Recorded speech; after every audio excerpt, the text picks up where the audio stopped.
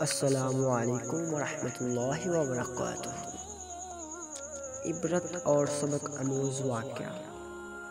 امام ابن جوزی رحمۃ اللہ علیہ نے ایک نہایت ہی سبق آموز واقعہ بیان کیا ہے۔ اصفہان کا ایک بہت بڑا رئیس اپنی بیگم کے ساتھ دسترخوان پر بیٹھا ہوا تھا۔ دسترخوان اللہ کی نعمتوں سے بھرا ہوا تھا۔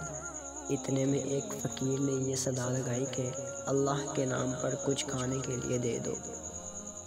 اس شخص نے اپنی بیوی کو حکم دیا کہ سارا دسترخوان اس فقیر کی جھولی میں ڈال دو۔ عورت نے حکم کی تعمیل کی۔ جس وقت اس نے اس فقیر کا چہرہ دیکھا تو دھاڑیں مار کر رونے لگی۔ اس کے شوہر نے اس سے پوچھا، جی بیگم، آپ کو ہوا کیا ہے؟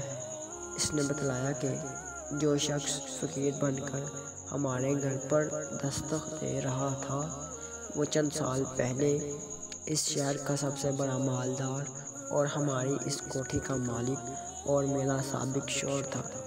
چند سال پہلے کی بات ہے کہ ہم دونوں دسترخوان پر ایسے ہی بیٹھ کر کھانا کھا رہے تھے جیسا کہ آج کھا رہے ہیں۔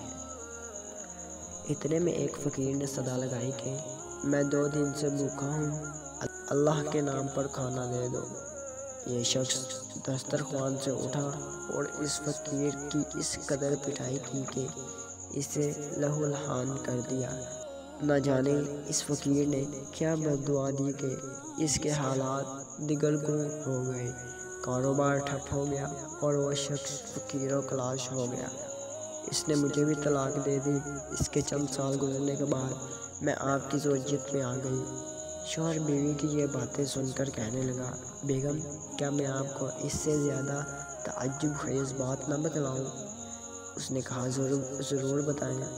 کہنے لگا، جس فقیر کی آپ کے سابق شوہر نے پٹائی کی تھی وہ کوئی دوسرا نہیں بلکہ میں ہی تھا۔